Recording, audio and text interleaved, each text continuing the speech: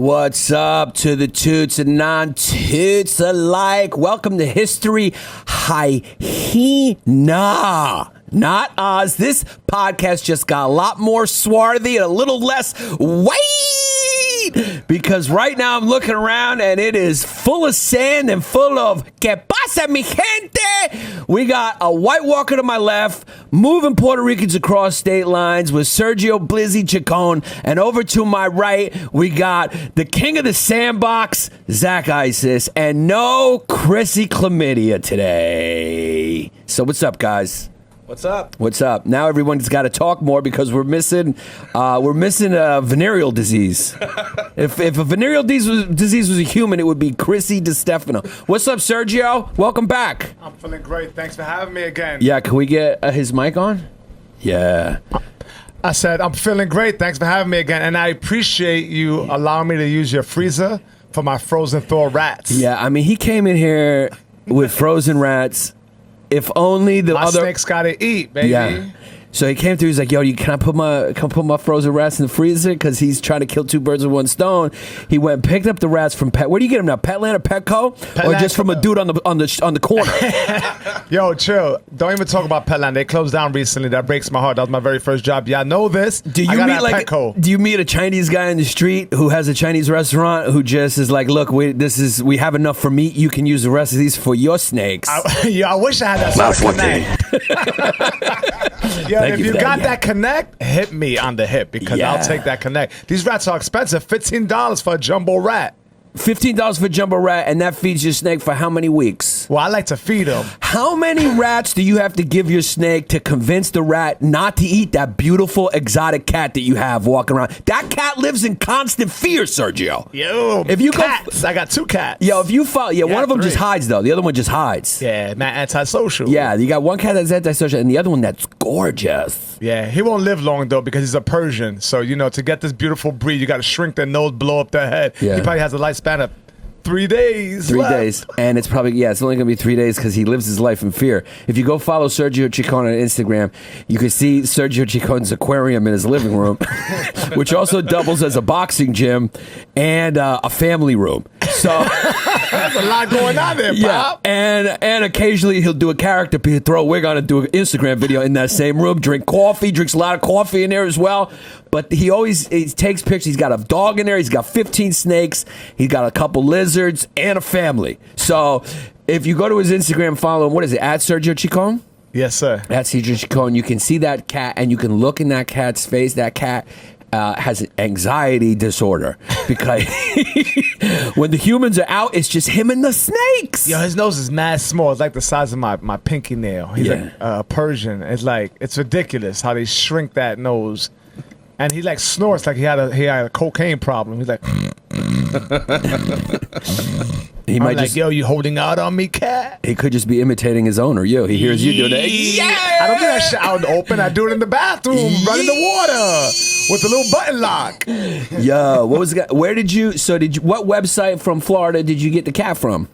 Or how much you pay for that cat? No. I got the cat. Liz, my wife, got the cat from a breeder in the Bronx. So she goes to the Bronx, like Riverdale. It's a nice part of the Bronx, right? And she meets this woman, and this woman has 4 Persians. They don't have big litters, maybe 3. And she says to Liz, she's like, they act up. So if they act up, just whoop them. Liz is like, what?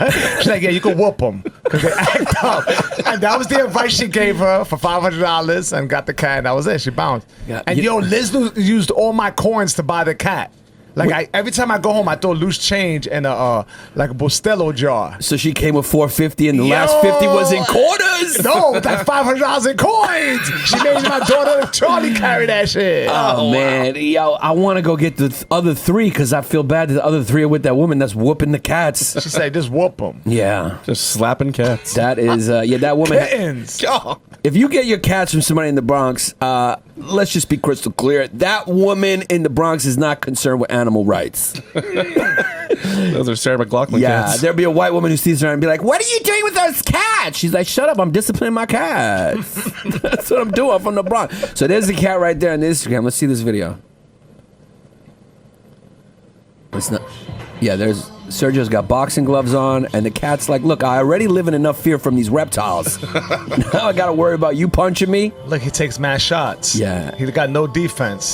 That's why he has a pug nose. That cat is beautiful, though. But those cats aren't bred to, like, kill mice or anything. They're just bred to look Nah, pretty. he'll fuck a mouse up. He will, right? He's like about to fall off. He's fighting back. That cat. He's lazy. Yo, my dog killed a mouse yesterday. That's good. I had a mouse in my apartment. Well, don't say you had a mouse. If you have one, you have a bunch. I know that's the problem. You think it's one. It's brutal. That's just the reality of living in New York City. But my wife came home and there was a dead mouse by the water bowl. So he killed my dog, Isla, the Puerto Rican dog, killed the mouse. You have a mixed breed, right? Yeah, she's mostly lab, but she's something else. She's got some other things. She's a Puerto Rican street dog that I rescued. You know what I mean? They'll live a long time. Yeah, They're durable. Yeah, I like my Mixed dogs. breeds. Yeah, I want urban dogs. I want my dog to be a New Yorker. I want either a Jewish dog, Italian dog, or Puerto Rican or black dog. My dog is black. Now, if my dog was an It has a Angelo, little white on the chest, though, doesn't it? A little white, yeah. Yeah, a little white. I noticed that. if my dog was an Angelo Lozada joke, I would say, I got my dog from Puerto Rico. She's a black lab, which makes her Dominican. honk, honk. Yeah. So me, Sergio, and Angelo Lozada, we went to Miami. We had a great time down in Oh Miami. man, Pop. that was a good fucking time. We had a good time. The only problem was that I decided to swing the bat and try to fly standby. That wasn't smart. Yannis pulled some dirtbag shit. So my wife is a flight attendant. I could get buddy passes, and it's usually good for me. I got a D1 pass. You know what I'm saying? I'm a little ahead of the line. Yannis and Angelo got it, but this regular buddy passes, they missed the first flight because they weren't paying attention. And, you were just too laxed out. You weren't, they were like Group 6. He was part of Group 6 going over. That was on the way down. So on the way down, Going over to Miami. I had no idea what flying standby is. I've never done it before. It sounded good. I figured I could cut a few corners, save some money. Plus, I didn't book the flights because I'm a fucking dirtbag and I'm very unorganized.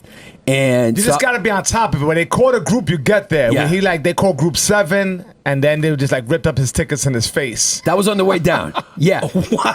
So this is what happened. So when you fly standby, if you haven't flown standby, you go to the desk with your ticket, but it's not even a real ticket. It's just a waste of paper, is what it is. It was a real ticket. You just didn't go. But no, they give you that first ticket that It was you a have. boarding pass. You had seats. No. But first they give you yeah. the boarding passes, and it's just a waste of paper. And then you go hand it to the person at the desk, and then they take that, rip it up, and give you your boarding pass. So we did that. We took that waste of paper, went, got our boarding pass, Group 6, and then we got a little cocky. That's when we got cocky. We were acting like we had first class tickets, and we just went over and sat down in the waiting area and started talking like we were in first class. Yeah. So they called Group 6. We missed it. So then, and Sergio was like, yo, you guys should be paying attention, you Group 6, because he's good. He's a level 1. I learned everything about fucking standby. Level 1, that's like a husband or wife of the flight attendant. You get special treatment. We're like level 3. We're just we're like friends of the husband, or we're like the lowest level of people on standby. Bottom feeder shit. Yeah, we're like, I think they even put the dogs in the crate underneath the plane above us on standby. So Sergio was like, you guys should, we were just talking, laughing, and Sergio's like, you guys should be paying attention, man. Like, they may call your group because they had already started boarding. So me and Angelo came up, and we looked at tickets, Group 6, and then we heard him call Group 7, and we're like, so we tried to cut the front of the line. A couple people like, what the fuck are you doing? We're like, Group 6, we get cocky, like we have real tickets, and we found out real quick that we were being too cocky. And Yannis was wearing that same T-shirt because I remember the stain on the left armpit. With his Yankee hat, mad high, dirty. You know what I'm saying? Yeah. Yankee fitted, mad high. Yeah. With one little bag with a sock popping out of it. Arrogant. Yeah, too arrogant. Too arrogant. That's my summer style, right? White T-shirt, pit tains. The white T-shirt's a little too small, so the gut's hanging over a little bit. You can see it. I'm not in white T-shirt shape, but I act like I am in white T-shirt shape. You're in white T-shirt shape, but you always wear black. Yeah, because I don't like the yellow armpit stains anymore, man. That shit annoys me. Yeah. So anyway, we get up to the flight attendant. What do you call those? What are they? Attendants? Yeah. They don't get on the plane. They're just attendants, right? Gate agent. Gate agent. So we get up to the gate agent, and she looks at her tickets, and she goes, "Oh wait, no," and she just goes like this and rips them. She went high too. She could have ripped it down here. Yeah. She put it up to her eye put it level, above her head and she type went, shit. and she ripped it. She was flustered because there was a flight that was canceled and mad people were coming in. So she was just like they were stressed the fuck out. Yo, Isis, can I get a water? Can I get another water? I mean, it's 88 degrees and I need a water. From Sergio, where? would you like I a got water? you. I got a water. Yeah, give me one of those Smithtown waters. Oh, yeah. No, is there anyone in the refrigerator? I would like one in the refrigerator. Oh, Sean Terry, can I get one of there? Let me get one of those waters from the refrigerator. Yeah. Thank you, Isis. There's only one. Thank you. Appreciate it. So, yeah. So then they ripped it up and she told, they're frustrated because the fucking some flights were some other flights were canceled. And if that happens, they push everyone on those flights onto your flight. So we got pushed back. And she was like, just wait over there. We're going to try to get you on. And then we didn't fucking get on. But then we got on the next plane, so it wasn't bad. Now, here's the thing. Angelo, he's a good friend. He's going through some health problems. So Sergio said to me on the way down, he's like, yo, Pa, you sure you want to do this standby? Yo, I told Yanni, I was like, yo, dogs, we could go on standby, do the buddy pass thing, but let's get a ticket for our boy. He's not feeling great. Yeah. Yo, he just ignored me. He just sat on the text for like 24 hours. And then we were talking in the group text, and he just got mad jokes about everything but. He's addressing every other issue on planet Earth but the ticket situation. Yeah, except my responsibilities. I'm talking about everything except what I should be responsible and for. you talk about everything else in debt. Yeah. Like you have knowledge about the shit you're talking about. But like, what about these tickets that, Yeah. to Miami for these 2 shows? He didn't even know that there was only 2 shows. He's asking me. He's like, how many shows we got? Yeah. He's like, yo, Mo and me is there too? I thought we Yeah. did 2 shows tonight. Like, you had no idea. You don't care. When did I stop caring? Yo. Yeah, it's a lot different flying with Chrissy because Chrissy's organized, right? He knows This is organized. He sent me my itinerary. I make you make all the decisions when you fly with me. I'm like, yo, tell me where we need to be. What I time's was the show doing, start? I'm doing administrative work for this motherfucker. Yeah, I had to ask them what Which time is the my shows pleasure. were. It was all good. Yeah, we had a great time. So what happened with Angela? So, Angelo's not feeling well. So what Sergio said was right. He warned me. Look, I'm a guy who take home run swings. Yeah. That's what I do. I'm like, in comedy, I'm like Jose Canseco. Minus the steroids. I don't do any cycle. But I'm a guy who go You up don't do there. one straw like Chrissy? I don't know. Like Chrissy? Yeah. Yo, is that true? Did Chrissy didn't really do a cycle? He did do a cycle, yeah. He did, because when I first met him, Yeah. I mean, we talked about this, right? But he was huge. Big shoulders, he looked like a football player. Yeah, he did do a cycle. And That's he pretended. hilarious that he talks about it. Yeah, I don't know what- he also pretended like he was Italian for the first 4 years of his fucking career, I think. Because I think the Jersey Shore was big back then, so he was like, he's just riding that wave because he's Chrissy fucking true blue psychopath. So Chrissy got a big head. Chrissy got a fucking helmet It's head. like, if you haven't seen Chrissy in person, it's a strikingly big head. It's strikingly From every big. side, it's huge. It's like a golden retriever hybrid head. Yeah. Because it's like blonde and like it's big and Yeah. like the front is always wet. Like, Yeah, it stands out. It stands out. Yeah. Like Like a college shark. mascot. Yeah. He looks like he looks like he's a college mascot who took the suit off but left the head on. He looks like a fucking lollipop. Yeah, he's got a big. And he's got he got a big butt, too. Yeah, he's like a buxom. Yeah. That's why you call him a buxom. I call him Fred Flintstone. He looks like he's Yeah. shaped like Fred Flintstone. I mean, he got big hips. He got bachata hips. Like if you know how to dance bachata merengue, he'll kill it because they're very like Yeah. gang. He's a guy who needs to really, if he doesn't keep throwing hands and staying in shape, he's going to blow The guy, out. he's trimming down nicely though, but the head ain't gonna trim down. So No. it's gonna be a big fucking skull. Yeah, that's why we were walking once and I told him, I was like, you look good in that suit, but you're losing a lot of weight. It's starting to accentuate how big your head is. And he's starting to get mad for a sec. I said, listen, you got a big head. There's nothing you could do about it. Because one of our fans wrote on the Patreon board, they wrote, what they said, Chrissy, that suit looks good. But he said, make no mistake, you're 40% body, 60% head. Now, I told the fans that we were going to have you back. The fans love you, bro. Yo, They busy love sir. you. Yeah, Make they- no mistake, this little nose used to be naughty. It's a little nose, and it's a cute nose. My mother loves this stuff, but You it was got a naughty nose! It was Naughty mad nose. naughty. Yeah. This little nose seen a lot of handicapped bathroom stalls. It's a naughty little nose, and it's a boxing nose. I never got hit in my nose. I'm evasive like a mongoose. Yeah, you are. You got good defensive skill because you got short arms. You better have good defense. You got to stay in the inside. Yo, you've done a lot of blizz. You've also punched a few drug dealers in the stomach. Hopefully they don't listen to podcasts. You're our third mic now. He's kind of like Serge is like our honorary Bay Ridge boy because we can't have Hey Bert on the podcast anymore because Hey Bert feels like he's been. Hey, Bert.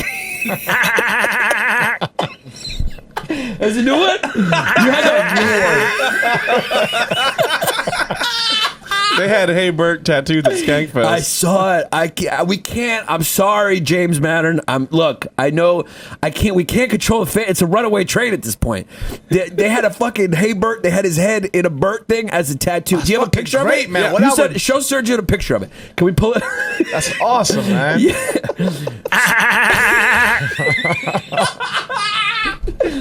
So we got some comments. I told the fans that Sergio was going to be on today, and they said That's fucking hilarious. one of our fans, Kevin Bentz, wants to know, how does Sergio's Deece piece feel in his little hands? He wants to know how you jerk it off. When you jerk off with the hand with the little finger? Hell no. You use the that other shit's finger. awkward. Yeah. I don't got the same grip, so it's lefty now, baby. But you're righty though. Yeah. You're righty. But So I you definitely- used to jerk off with that hand. Hell yeah. And then you got the little finger and it felt a little awkward, like it was felt tickling awkward. it. It just felt like you can't get that grip, right? So I you- go left. You're a switch hitter. Yeah, I go left. You're somebody who you're like a boxer who figured out if he went southpaw. I had to go southpaw on it. Yeah, so he jerks off southpaw. That's the Because answer. if I did with my right, it's just this finger's distracting, so I can't. It's just like that finger looks like a baby cobra. it was like a chorizo. Yeah, that's Sergio's like a bit. Vienna sausage. Somebody else said he wants to know Johnny Coppersnake wants to know which one of us say "Yeah, I mean" better. So he wants to hear "Yeah, I mean." Yeah, I mean. Yeah, obviously Sergio's is better. "Yeah, I mean." That's pretty good too. How about yours, Isis? Yeah, I mean, Yeah, because here's the thing. Oh yeah, you did sound good. Yeah, Isis. Here's the thing. Isis is a man. great rapper. He's his hip. What you got a new album? Everybody's got to go check it out. Follow you on SoundCloud, right? Spotify, SoundCloud, Z the Dropout, everywhere. Z the Dropout. The music's fucking great. Which, by the way, I just listened to a track. That shit was banging. I Yeah. like the evolution of the beat. Like the lyrics were tight. The hook Thank was dope. you. That was a dope track. Yeah, he's got good lyrics. And I'm a hip hop enthusiast. Yeah, but you know what? He grew up at a time where you know what I mean. He doesn't say "Yeah, I mean" that much because he went to LaGuardia and he went to a school where he just danced and twirled around. So he's of that Kanye. You know, you don't have to have any street cred to be a rapper nowadays. All you got to do is just fucking have skills, which is better. Don't you think it's better? A face tattoo doesn't hurt, you know. Face that, yeah, he's got tattoos and fingers. But we grew up in a New York that was a little more stressful. I don't miss it. I don't miss it. For sure. All right. Niatas, Latin Kings, Decepticons, those are all gang members that ran the streets. Yeah, it was not a fun time. Decepticons. Yeah, Yeah. they were called Deceps. Deceps. And they Wow. were known for slashing you in your face. That was what they did. And then the Bloods took over that, you know. Yeah, and then there was the low lives, and they used to wear Low-lives. polo, so they would go in like 50 into a store and just fucking steal all the polo, and they used to roll around. All they wore was polo. There was the low lives, Decepticons, and there was Autobots. Was another. Autobots, They were like in yeah. Crown Heights. And then you had like block crews too.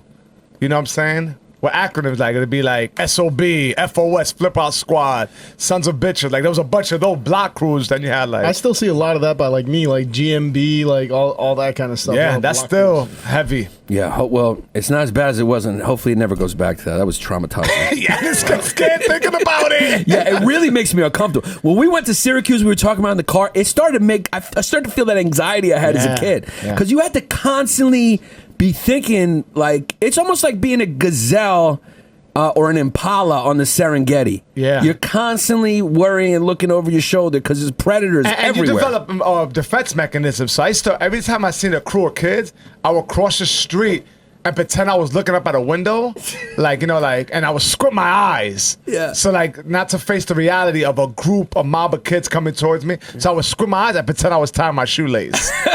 and I was wearing sandals.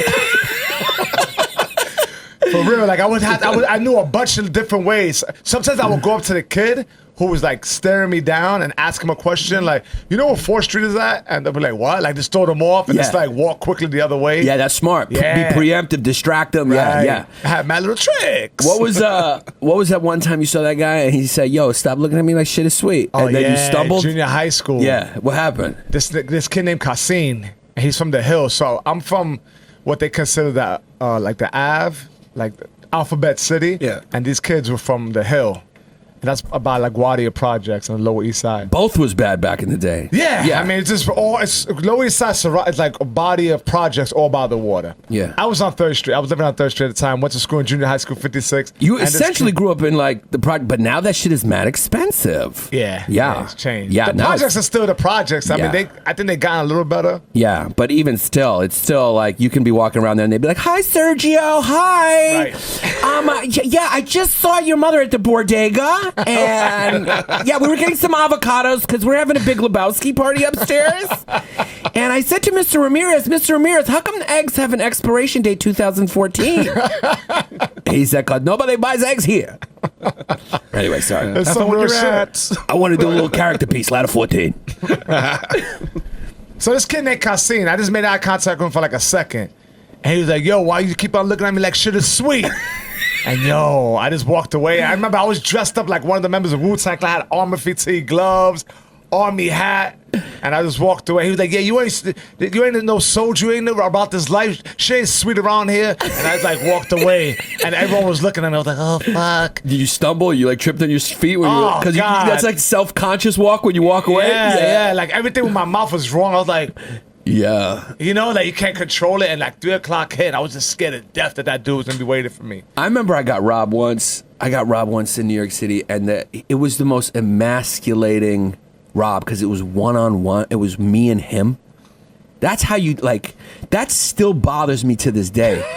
Like he took my entire. I was a kid, so I didn't have a manhood yet. I was like 16 or 15, but it's still like you should have been man enough. You'd be generous. So first he was following me, right? I remember I was coming home after school and he was following me. How much older was he? I don't know. He's probably in his 20s. You know how these fucking dirtbags are. Fucking dirtbags. And the thing is, that jump, that's considerably older in terms of like how you build, how you see the world. Like 16, even if he was just 20 years old, that 4-year difference is huge. Oh, hell yeah. The 1 year difference is big back then when you're 16 to 15, 15 to 14. Right. So I knew he was following me and whatnot. And and so I dipped into a neighbor's house. Like, I went into a neighbor's house. That was your defense mechanism, just hide in the hole. But yeah, I was trying to say like, oh, if he thinks I'm home, he'll just go. So I went there and I should have just stayed. But like I went and like then I felt like, oh shit, if he comes in here, I'm cornered here. I don't know what I was thinking, but then I left. And he didn't he started to go away. He was starting to leave and then he saw me come out. Fuck, you were like a gopher in a hole that popped out too quick. I popped out And too he was quick. like the rattlesnake that was like, oh. Yes, exactly. And so then I started walking home, and he just caught up to me, and he was like, it's my. He pulled that shit. Hey man, it's my birthday. You know, he robbed So he me. was like a stick-up kid with some charm. Yeah, he had a little charm. He did it real calmly. He was like, it's my birthday, you know, but he was basically just saying like he was gonna take my leather jacket for his birthday, and he gave me his shitty ass old jacket that he was wearing. So he gave me his like fucking like sweatshirt, fucking Filene's Basement, like little jacket, like And you sweatshirt. try to like it. Once the trade happened, you looked at it like, maybe this is a good trade. Maybe this is a good trade. Because you try to convince yourself that you're okay with this. Yeah, I was like, yeah, this was an okay thing. It was a good trade. But yeah, he basically forced this trade where he took my leather jacket. I had a brown leather jacket, and he gave me his sweatshirt and his fucking Walkman, some old shitty Walkman. So I went in the house with a Walkman, and it was just emasculating. Yeah. And that was it. And I just got robbed. It was And right you in front of my left house. Not only with the memory, but physical, like material. Yeah. Like this is what I got. Exactly. For that. I used to look at the Walk. I kept the Walkman for a little while. Yeah, because you were trying to convince yourself Yeah. that you like that Walkman. I tried to use it once or twice, and be like, you know what? This was a valuable, even trade. Like I would have done it anyway. It didn't even fast forward and rewind. This fast forward, you had to flip the tape. It shit didn't even work. It didn't even work. It was the most emasculating, and I got robbed plenty of times. You know what I mean? Usually it was like you get jumped by a lot of kids if you had a hat on or a jacket, and you turned the corner. That's what it was, man. Yeah. Your hats, sneakers, and jackets were always getting took. They were always you just You getting were getting got for you that were shit. Got for that shit. I have a joke about it on my new special, which is available for the non-toots only right now. It's not out anywhere else. Go to patreon.com/Bay Ridge Boys, and you can see Blowing the Light. My new special's up there, so check it out. I got a joke about that on there. So anyway, here's some new ones. I used to wake up some nights feeling a little glue in my breeze. You think it was aliens? So I used to, this kid must know we're talking about aliens today. Wow. He goes, I used to wake up, fresh young dude says, I used to wake up some nights with a little glue in my briefs. You think it was aliens, cuzzos? Because our fans are 10 out of 10. He goes, who hits harder? Oh, this is a good one. This is a good one. Spider Gandhi. Spider Gandhi wants to know who hits harder, Phillips Head Pappas or Chrissy Conundrums? Chrissy probably hits harder. Well, when we were training, we were just more working on form. But I have to say, I obviously don't hit hard because you weren't even using mitts. You were using your bare hands. Because we were working. That's the thing, man. These guys think it's about hitting hard. If you got speed, you could beat anybody. I don't know who hits harder between both of you because I definitely held got speed. Pad. I'm quick. I'm quick. Well, you were getting it really fast. Yeah. Because I think, because I'm a natural. Just gotta say you're it. an athlete. You know what I'm saying? So I said, I told Chrissy, you told me I was natural. He said, he told me that too. He's fucking lying to you. He said, if you get in there, you're going to get stretched out. Yo, you step with the punches. You know what I'm saying? You were pivoting. Yeah. We had to get the right-left thing because you thought you were southpaw. Yeah, I am naturally a southpaw, I think, probably. But you know what? But I was very impressed by it. You know what I'm saying? I thought you were, you kept your hands up. You're so good at it. You train Venetia, too. Yeah. The thing is, some people just don't get, keep your hands up. They'll go like this. Right. I'm like, no, not like you're being chased by the cops, motherfucker. Right here, like you're fighting. But that's because you train like a lot of white girls who are they must love you too because you're funny and shit. Yeah. But yo, some of them are nasty. Videos though, people still do that same pose. It's weird. Yeah, it's just like I don't get it. And I'm like, bend your knees, and they're like, I'm like, they can't, Yeah. So, but that's not often. But sometimes you get that. You and Chris were not that. You guys play ball. You got a good understanding of your body, awareness. You gotta connect downstairs, we're upstairs, and it's so hard though. It's like man. a dance. You gotta move the upstairs and downstairs. It's so different when you see somebody because I always love boxing. It's and by the way, if you live in New York City, yo, you probably don't even have time to train more people. You're so popular. You don't got we're gonna open a gym. I want to invest money in a gym. That would be dope. I told Chris too, if we become rich and famous, we should open a fucking gym. As Sergio is the head trainer, make some money. I'm fucking screwed and I'm thinking about all types of business right now. This podcast is fucking moving right now. What are we up to? 700 again? Yep, we're 700. back up to 700. Dope. So the little Patreon Holocaust we had, where we lost, we dropped about 60. Where Chrissy had a little situation with the mother. It took a little dip. We took a big dip. And now we're back, 700. We got a full team. We're fucking screwed in. Do you want to explain real quick what we're doing with the $25 now? You do it. Oh, I don't explain. I don't know. I know we're doing one phone call now from now on. We can't do a phone call a month because there's too many of you. And we don't want to make you mad. We got want to good give problems. you what you deserve. Yes. We just can't. We don't want to give you a 10-second phone call where it's going to, hey, what's up, and hang up. So we want to give you more content along with one phone call, and we'll call some people. You get one phone call, and you get an autographed nude from Mike Emoji Fist. Yeah. That's the new $25 level. And fucking nude. You get a nude, and we put an emoji over his face, and he signs it. And that's what it is. Over my dog. That's what it is. So we get one call. You get one. We could call you back anytime because people love the phone calls. So we could call you if we're in the mood. We're just going to randomly call people, but you get one phone call. But here's what you do get with the $25. You get to fucking go to Sergio's house and pet his snakes. No. You get to feed them one rat. Yeah, you get to feed them a dead rat. I can't believe there's frozen dead rat in that little mini fridge, Serge. I stacked it up tightly, too. I saw Zach get the water, and I saw the rats on top. You know how there's a rule in the studio right now that you can't eat in the studio? Can't eat? Now because of Sergio, there's going to be a new rule. You can't bring any dead mice and put them in the freezer. Rats. They're real rats. He got New York City rats in there. No dead animals in the studio. No dead animals in the fucking freezer or the studio. I wasn't going to say anything, but I was like, it might be an issue if someone goes in there and they see. Yeah, they see some dead rats. I have a good wife. She allows that shit. You got a great wife. Yeah. Yo, you got your life together. You're kind of like my life idol. I told you that before. Sergio, because Sergio used to have a real problem with the blizzy, and when it comes to comedy, he's one of the funniest guys around, but he's an underachiever. He does it once a month. I'm mad fidgety. You're mad fidgety? Yo, I need like 5 hours of preparation. Yo, let me tell you something. Even with this podcast alone, he's so laxed out. He said, Saturday, you want to come through? I was like, yeah. I'll confirm. He said, I'll confirm with you tomorrow. He never confirmed, so I sent him a text. 6 hours later. That's a long fucking time. Yeah. Yep. Something was like a response like that. Yo, we'll confirm. I'm good for tomorrow. He's like, yeah. And then like every text today, I was like, all right, 2 p.m. What are we talking about? And it was like 20-minute intervals. Like it's like it's like a whole episode of a fucking show, a sitcom. Yeah. It's like he's watching a sitcom, then answering my text. Like dirtbag. And it's like It's real I just DBS. need preparation, Pop. And that's the way you were with the trip to Miami. Everything was like 4 days later. Takes him a whole king of queens to get back to you. Yeah. Yeah, exactly. Yeah, but I'm fly by the seat of my pants, but we have fun though. Yeah, we had math fun. So we had to finish what they get for $25. We never actually said it. All over Yeah. the place. Yeah, we all over the place. And then I want to read Serge's text because, Serge is mad hesitant. Serge is like a new boxer who doesn't want to get hit in the face. He's mad hesitant, and he treats everything. He treated this episode like it's a test. He's like, he tried to get out of it. He tried to get out of it. He had a note from his mom. He was like, yo, Pop.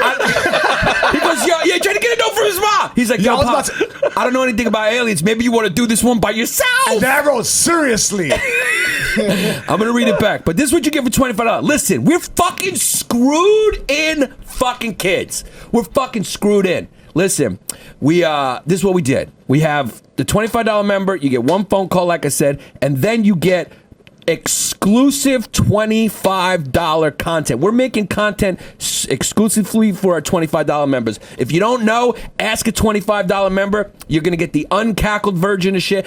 Chrissy goes wild. We cackle a lot. The $25 members are going to get the uncackled versions of what he said and also content specifically made for the $25 members. So it's fucking wild. $10 members, always you get the videos of the podcast. That's the staple of the $10 member. You get videos, you get the walk and talks. Those are only available for the $10 members. The last walk and talk set the fucking Patreon community board on fire. We went wild. And you also get Ladder 14. Mm-hmm. You get Ladder 14 with Sean Terry and Patty Mulroney with his wife Colleen Jr. So they're two firefighters. They have a podcast. They do solo podcasts and they still haven't done their combo podcast, but that's gonna happen soon. As soon as Sean Terry and Patty Mulroney get together. So that's for the $10, right? Yep. Ladder 14, a couple firefighters, Trump 2020. Ladder 14. So that's what you get for the 10. Am I missing anything on the 10? No, that's it. And then the 5. And the 10 gets the interview episodes before they're released. Yeah, they get all. And the videos of the regular podcast. Yeah, and the videos. I already said that, but Zach just started paying attention. So you get the videos, but that's another one. You get the fucking interviews before we release them, and we release them much later. They get on YouTube or whatever. Yeah, YouTube's a month later or more. Yeah. So we got to say, and you also get fucking ISIS's new fucking beats or whatever bars he's dropping. We'll throw that on the Patreon because we're fucking screwed in. You got my specials up there. I illegally put my half hour. I shouldn't say that because Comedy Central listens to this podcast. I just heard today that a lot of executives listening. Well, listen. Cackle that out, Zach. Yeah, cackle that part out. We're going to have to cackle that out. But just fucking leave it in. Listen, my half-hour Comedy Central special is up there illegally for the Patreon members. So go watch it before they take it down. So that's up there from 2014. And my new hour special's up for all the Patreon members right now before it's released to anyone. Patreon.com/BayRidgeBoys. That's the $5. And the $5 members, that's our basic member. They just get the bonus podcast. And we do one bonus podcast that the $5 members get. And also, of course, the $10 and $25 and $250 and $500 get all that stuff as well. $250, that's for artists. That's our new one. We're supporting artists. If you're a musician, we're about to make Zach Isis join at the $250. Me and Chris are not going to post his songs on our fucking stories anymore unless Zach Isis fucking goes to the Caliphate and raises 250 drachmas or whatever your fucking Arab money is and puts it in our Patreon to play your fucking songs. So if you're a musician, we want to support artists. If you're a comic, Vaduro Rajpaska, he's a comedian in Berlin. He's got the Anything Goes podcast, live from the sandbox.com. Boom. You like how seamless that was? Mm-hmm. Done with that one. He got in at the $100 member. He got in at the $100 level. From now on, guys like him are going $250. We're going $250. Ladder 14. So, $250 if you're an artist. That's our $250 level, and then our $500 level is for small businesses. So now, if you're a small business sponsor, call us up. not call us up. Join at our $500 level because make no mistake, this podcast is getting huge, and so it's good for you. You will get a lot of eyeballs or ears on your company, like 9th Street Auto Collision. They are located at 133 West Hills Road out there in Huntington Station, New York. You ever notice when Chrissy's here and we do the reads, he gets really fucking impatient? As if like these people aren't giving us money. Chrissy, if you're fucking listening to this podcast on your flight home from London, we have to do these reads. These people are fucking paying us. So 9th Street Auto Collision, you can call them at 631-351-5300. They're out there on the island, Huntington. They will crack open your car and clean it out. They do oil changes. They take all types of insurance. Give them a fucking call. Our next sponsor, CBD Script. That's cbdscript.com, correct? Yes. And the promo code is Hyenas15 to get 15% off your total order. They do CBD oil, and it's got no fumes. They got gummies, edibles, all that shit. Their stuff's got no fumes. So promo code Hyenas15, cbdscript.com. Also, Nutrition Made Fun. This kid is wild. He just lost his job. So he let us all know on the Patreon. So he's probably not going to be a small business sponsor for that much longer.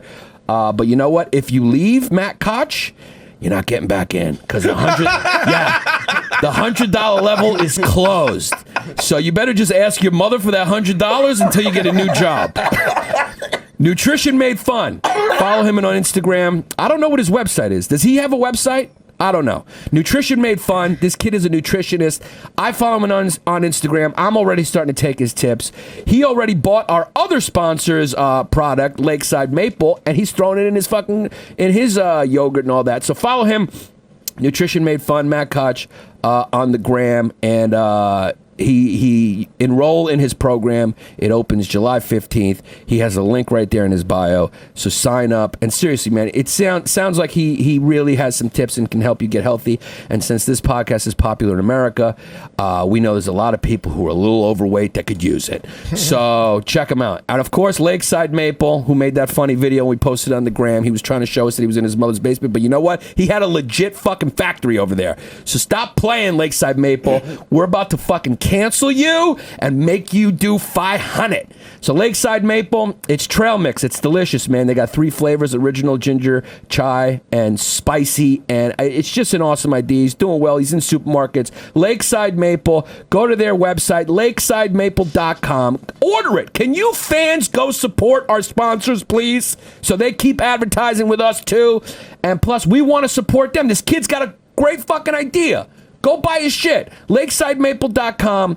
Wild at the checkout is the promo code for 15% of your offer. Go get yourself that trail mix. Throw it in your yogurt. Throw it in your fucking oatmeal, whatever you want.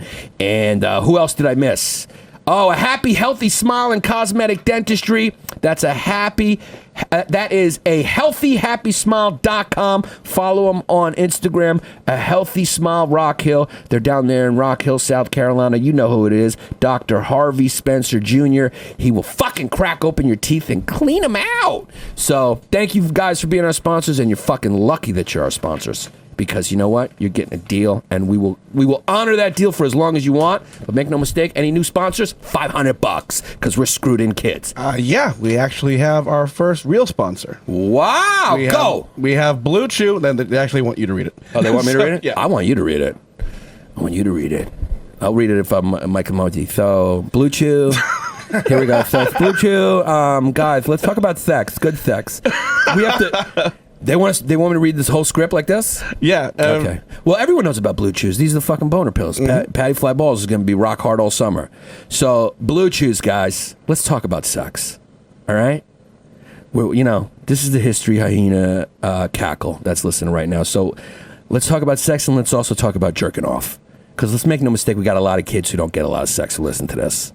All right? If we're talking to Chrissy, we'll talk about sex. But a lot of you guys are talking about jerking off. Do you think some guys take Blue Chews and jerk off just they want to be rock hard when they jerk off? I might take a Blue Chew and just jerk off. Try it out. You know what I mean? Yeah, why not? I want to be rock hard when I jerk off. So I'm an old kid. I may need a Blue Chew just to jerk off soon. So, guys, let's talk about sex. Good sex. Remember the days when you were always ready to go? Yeah, that was a long time ago for me. Me and Sergio married kids, so it's far and few between at this point. Now you can increase your performance and get that extra confidence in bed. You want to feel like Chrissy? You want to feel like Chrissy? You want to bang like a rock star? You want to bang toots like Chrissy Cackles? Well, listen up. BlueChew.com. That's blue like the color blue. I mean, this copy. Yeah, blue like the color blue. BlueChew.com. Blue Chew brings you the first chewable with the same FDA-approved active ingredients as Viagra and Cialis. As you know, they work. So get yourself some Blue Chews at BlueChew.com. This is over the counter now? You can just get Blue Chews? Read on there. I'm not sure. Yeah, we'll find out. I'll be curious. Yeah. I mean, you know. Have you ever taken a Blue Chew? No, man. I move around. The only time I really needed that. Yo, But I would be curious just to see, how it goes down. Yeah. Yeah, because it You know doesn't what I'm just it's not to fit, it's to enhance. That's what the best part of it. Yeah. I've always wanted to pick up my wife with the heart on and walk around the apartment. Because that's what it sounds like to do. This stop and then walk around with hands behind my head. Yeah, it gives you an extra hard fuck. It makes your dick go pew. If you want your dick to go pew, then you got to take a Blue Chew. You want that shiny helmet. You want that shiny helmet? Take a Blue Chew. Make it go pew. Yeah, or that if you glistening tip. You trying to give away heart attacks out this motherfucker? That shit may be illegal. Yeah. Cackle. Yeah, cackle. That shit might be illegal. Don't do Blizzy. And by Blizzy, I'm just talking about Greek yogurt. It's the same shit. So call now, guys. Call now. Listen, I tried Blue Chew the other night. I'm being honest with you. I tried one. And I'll just say, wow. And my partner agreed. My wife agreed. When I tried Blue Chew, I really noticed something extra. Yeah, I was rock hard. My dick went pewing. Now, this isn't just for guys who can't perform, okay? It's for any guy who wants a little extra function to enhance their performance in the bedroom. For instance, most guys talk a good game, right? But if you're one and done, Blue Chew can even help you follow through for round 2. So look, if you want to really impress a toot, get yourself some Blue Chew. That almost rhymed. Blue Chew is prescribed online and shipped straight to your door in a discreet package so your neighbors won't know that you're a fucking freak. So, no in-person doctor visits, no waiting in the pharmacy, and best of all, no more awkwardness. Wow. Blue Chews are blowing up, aren't they? Mm-hmm. I mean, kids are just going to be banging. This is good for women. I mean, they're getting banged out. We need to do something. I mean, Blue Chew is stepping in, but we need to do something to compete with technology. Because technology has gotten to the point where, these robot dicks, they're coming in strong. AI is coming in strong. So Blue Chews, we need a little help. So they're made in the USA. So, your dick supports the troops. If you want your boner to support the troops, get yourself a Blue Chew. They're made in the USA. And since Blue Chew prepares and ships direct, they're cheaper than a pharmacy. Right now, you can try it for free. Holy shit. Holy shit, guys. Right now, you can try it for free. Listen to this, BlueChew.com, obviously, and get your first shipment 100% free. Wow. Fucking screwed in. If you want to get screwed in, go to BlueChew.com right now. Get your fucking Blue Chews for free, and you can use the special promo code Hyenas. And you just pay $5 shipping. Wow. So you just pay for the shipping and it's free, and you'll be rock hard all summer like Patty Flyballs. Again, that's BlueChew.com, promo code Hyenas. Try it for free. Blue Chew is the better, cheaper, faster choice, and we thank them for sponsoring the podcast. Yeah, I may cop the free one just to have an impressive dick print, because my dick print is whack. Yeah, if you guys take it, let us know your experience afterwards, and we want to hear about your Blue Chew adventures. Yeah. Okay. So today we are talking about Ladder 14. No, we're talking about Area 51. So we're talking about Bob Lazar. Wow, this documentary. He was on Rogan, and I want to start talking about aliens by calling my good friend Paul Virzi, the hilarious comedian Paul Virzi. So can we call him? Because his father said he saw a UFO, and the story's hilarious. You got his number all right there? No, I have it on my phone, though. Okay, so let's call Paul Virzi. This comedian Paul Virzi. He's got a special out on Comedy Central. And now I'm interested in seeing what his father looks like, because everybody who believes or sees UFOs, they look like Randy Johnson. Right? Right? And the woman looked like a seamstress that worked at a prison. Yo! Text him that we're going to call him on here. Yeah, just call him. He knows. Okay. Ladder 14. So, Serge is bringing heat today. You feel good? You relax now. It's feel not. I told you it good. wasn't gonna be that hard. We weren't gonna. Oh, I wanted to. I'll get back to what to Serge's messages later. What Serge was telling me, it was funny. So This let's guy's call trying to Paul. knock down my confidence. Yeah, so we're calling Paul Virzi. Check out his special on the Comedy Central app. It's an hour special that just came out, and he's got his podcast, The Virzi Effect. Come on, pick up. I mean, seriously? Let me text him and call him. Yeah. Yeah, I'm texting him right now. So his podcast is called The Virzi Effect, and he's got a 1 hour special on Comedy Central that came out. I think it did come out like 8 months ago. So let's try him again. Did any of you guys see the documentary? Putting in the one. You see how there's Yeah, I'm not putting that one in there. Yeah, I mean, we got Franks and Beans over here trying to make a phone call. So we're figuring it out.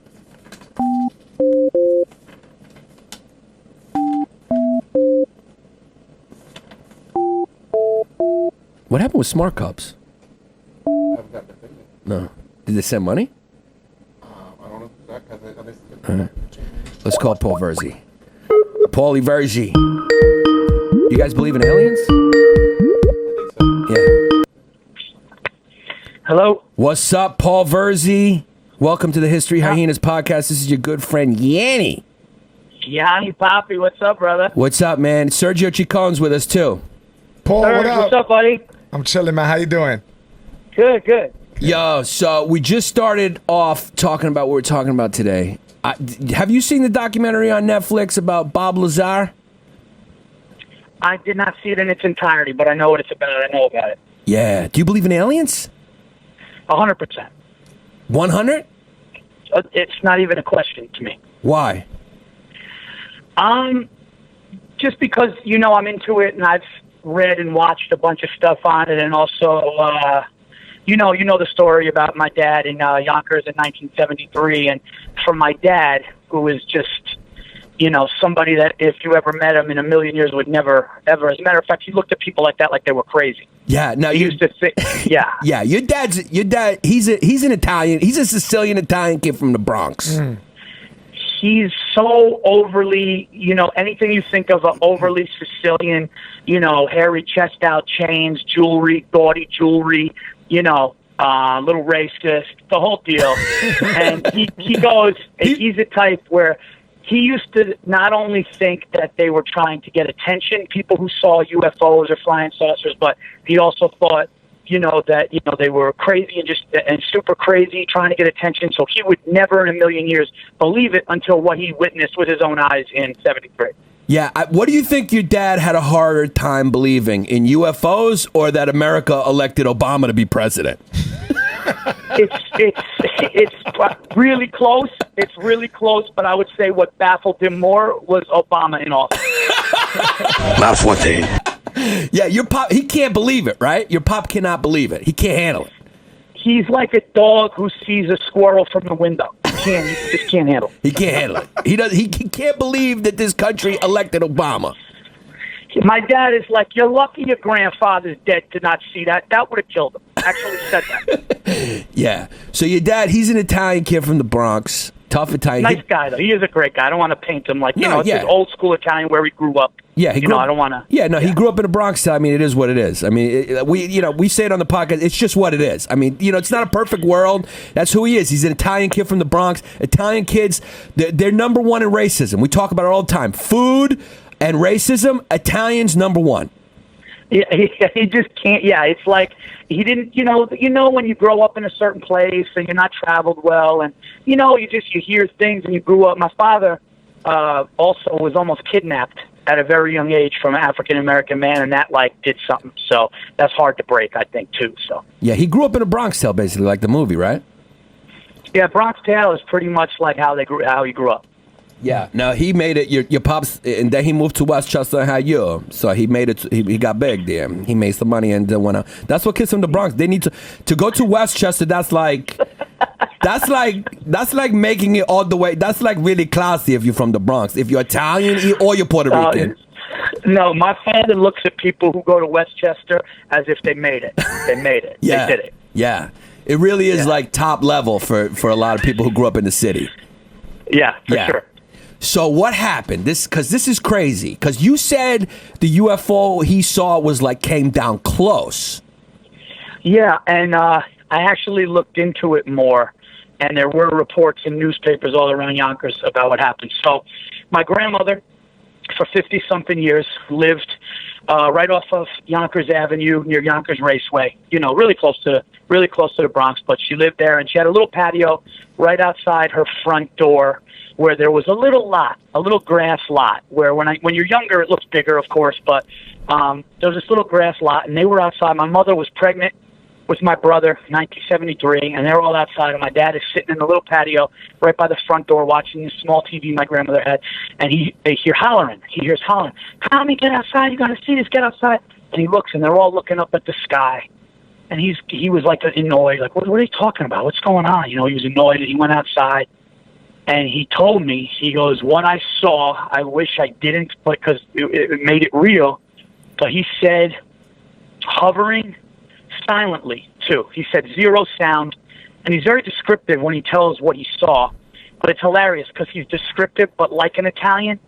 So he'll be like, "You won't fucking believe this fucking thing, no sound, no," and the way he was saying it was so real that I believed it, of course. But he said it had a bluish, he said it was hovering over the lot, and it had a bluish tint to it, like it was silver, but it almost looked blue around it, right? Mm-hmm. And he said he noticed that there were little like portholes, like little tiny little circles. He couldn't see through, but he noticed that there were definitely some sort of like circular windows around the thing. And then he said it was so close, he's thinking if I had a gun or a rock, I could actually hit this. And then he panicked and felt like... That makes me think right there. Do you think maybe he just saw an interracial couple and he thought it was a UFO because he couldn't believe it? Yeah, he saw an interracial couple. Yeah, and he's like, "Let me get a bat." Yeah, his brain just went, "That's a UFO. I can't understand it. I can't understand what's going on." He could not. He said he couldn't believe it, but then he told me this story that he thought they were reading his mind. So basically, he went from looking at it to a full-fledged. He actually had a panic attack where he was like, he had these thoughts of, I could hit this, I can throw a rock, I could shoot a gun, something. And then he was like, "Man, what if they're reading my mind?" So he kind of like stepped in the door and started looking at it again. But then he came back out, and then he said, as they're looking at it, and this is the funniest thing he said, he goes, "And then it disappeared into a dot in the sky like a star. It was the freakiest shit I ever seen." And he always told us that. He always said that he was looking at it, and he said in 1 second, and not even a second, it turned into a star. It said it went back, it shot back. Yeah, what's that? It just shot back. It like went far away. It just moved so fast in like an instant. That's what a lot of people report. Yeah. He said that whatever it is, he's absolutely convinced it's not. There's no technology on this planet that could do something like that. And then he said that it scared him, and he didn't want to talk about it for a really long time until people started to say kind of the similar things that he saw, like how in a blink of an eye it was just gone. And then I guess in the papers in 1973 around Yonkers, a lot of people obviously saw it. Now, was there anyone else out there with him that saw it too? Yeah, my mom. This is a hilarious story. So my dad wouldn't want to tell anybody about it, right? He didn't want to tell anybody about it. He's like, "Listen, I don't want to." You got to understand, it's 1973. Yeah. This is 1970. This is even before even in the 80s, people were looked at as crazy. 1973, it was like a no-no to talk about. It was like hush. You know what I mean? He didn't want to look. So my dad was kind of a bigwig at AIG in Manhattan before my parents got divorced. My dad was doing actually really, really well. You know, educated and was doing really well. And they were at an AIG party in Long Island. Mm-hmm. Everybody's barbecuing, all the bigwigs from AIG. And a big fight my mom got into with my dad is in the middle of this party. She mortified him. She was having a good time, I guess, having some drinks. All these AIG bigwigs are there, barbecue going, and she just yells across the party, "Hey, Tommy, get over here and tell them about the time we saw the flying saucer," right? And my dad goes, yo, these people are going to think I'm crazy. I'm going to get fired. They're going to think they got a lunatic working in the, trying to get attention. He was really upset with my mom about her blowing up the spot like that. Yeah. That's how much he didn't want to talk about it. Was she there? Was she there with him when he saw it? My mother and my father, Yannis, we're good friends. You know their relationship. I mean, the first time they were under the same roof after the divorce was my wedding 20 plus years later. It was the first time they were ever in the same room other than court, and obviously not the greatest of relationships. And my mom says exactly what my dad said. My aunt was out there, and my grandmother. Wow. And they all say they saw it. Wow. Every nobody's story has changed. Wow. Yeah. Your Paul's mom is Greek. He's half Greek, and his father's Italian. And we've talked about it on the podcast again because we have Venetia as our new intern. She's Greek, and we talk about it all the time. How Greeks, if a Greek woman is dating somebody who's not Greek, the father can't handle it. The father wants them dead. Your mother's parents wanted your father dead. They wanted him dead. They look at Italians like animals. Greeks look at Italians as like criminal animals that they want far away from their daughters. And that is no exaggeration. There is no exaggeration to that. Please, am I telling the truth? No, it's still 100% true that my mother tells the story where the first time my Italian grandparents, rest their soul, the Virzis, my father's parents, the first time they showed up to my Greek grandmother's house to meet for dinner, my Greek grandmother met them, said hello, and then just migrated into a room by herself and just full-fledged started crying, broke down crying. It was tragic. She couldn't believe it. It was almost like losing a family. She couldn't believe it, so my mom had to go and console her. She just broke down because she's got these Italians. She knew she was in too deep, and the Italians were coming into the family. She couldn't handle it. That is wild, man. Yo, your dad saw a UFO. Crazy. Well, make no mistake, though, Yannis, and you know this too. Make no mistake. Oh, we don't make mistakes. We're going to talk about, as much as you talk about Italians being racist, Greeks are up there. No. Some of the top racists out there. Well, when we talk about Italians being racist, Italians are number one in racism because they're also funny with it. They make it funny. Italian racism is so creative and hilarious. That they're number one at it. Greeks are actually like number one in racism, but they hate everybody. So it's like they hate everybody, and they're not as funny, I think, as Italians. I think Italians and blacks are probably the two funniest cultures. You know what I mean? When it comes to to ribbing and stuff and making jokes, but with racist jokes. Italians are number one. You got to give it to Italians, number one racist joke. Greeks are just racist. Greeks are racist, and Greeks hate everybody. Greeks are so hilariously racist, they're racist against fucking Italians. Greeks hate Italians, they hate fucking Swedish people, they hate German people. Greeks only love Greeks, and that's just what it is. Greeks are the only group of people that want nothing to do with anyone else except Greeks. Forget about it. They just want Greeks. Yeah, they just want Greeks. Eastern Hemis and Turks, they don't even look at them as people. Like, if you're Turkish, you're not a person to a Greek person. You're just not a fucking person. They don't want anything to do with you. ISIS Greeks fucking hate you and what your people did. All right? So anyway, I wanted to get that story on, man, because that story is, can you imagine, how funny would that be if your father just took out a gun and started shooting at the flying saucer? He started shooting. Yeah, he started shooting. He's like, "Fuck, get the fuck out of here, you fucking with these aliens." What if he was like, "Get the fuck out of my neighborhood. These fucking aliens are moving in, trying to take over the fucking neighborhood. Get the fuck out of here. Take that shit to Jersey. Take that shit back to fucking Jersey where you came from. These fucking alien moulignons." Line of 14? Yeah, come on, Zach. Wei Song Xian. Thank you very much. Yeah. Italians. If aliens come, I want them to come to an Italian neighborhood because nobody's better at getting people out of their neighborhood than Italians. Italians are How funny would it be? How funny would it be if an Italian mob boss met with the top alien guy in the neighborhood, and they sat down at a bar, and he was like, "Listen, we can't have this in the neighborhood here. Take this somewhere else, but it's not going to happen here. It's not going to happen in my neighborhood. My neighborhood is from East 24 to East 25. You can't come into my neighborhood, okay, Look, I don't know what planet you're from, okay? But you better take this shit back there because it's not going to happen here. Not in my okay? fucking neighborhood. Yeah, Not Italians. on Arthur Avenue in the Bronx, okay? God forbid. Is there any people who want people out of their neighborhoods more than Italians? I feel like that's one of the first thing Italian kids hear their parents say is, "Get the fuck out of my neighborhood. What are you doing in my neighborhood? Get out of my neighborhood." Oh my God! It's so, you know what my Greek grandmother. See the Greek, but here's the thing with the Greek racism. The Greek racism is private. It's underneath. You know, it's like looking out the blinds, and when nobody's around, they badmouth. Where the Italians just have to go at the moment. Whatever it is, they just have to say it. They don't care who's around, who hears it. They just go with it. Yeah. And that's how my dad was. Yeah. Do you think if the aliens kept coming into the Bronx on Arthur Avenue, you think Italians would get in Cadillacs and try to chase the flying saucer with bats? My dad looked at the Obama presidency as if an alien was in. He would actually say, "What's next? They're going to put an alien in office." If he puts it on that same level. Yeah.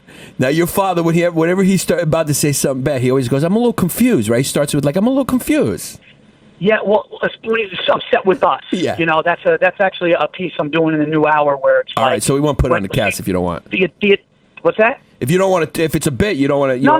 Yeah. That's fine. No. It's just part of it. It's just part of the joke. But so the Italian and Sicilian pride is so great that their family's number one, and there could be no embarrassment with the family. There can be no embarrassment because it's all together, and it's a reflection of them. And that's kind of what the mob goes by, where it's like if one of the members does something that's a bad reflection of the boss, the guy's got to go. Well, in a very small way, that's what it is in family. So when my dad's upset with me or my brother, his two sons, he can't say I'm upset or mad because it's an embarrassment. So what he says is he's a little confused.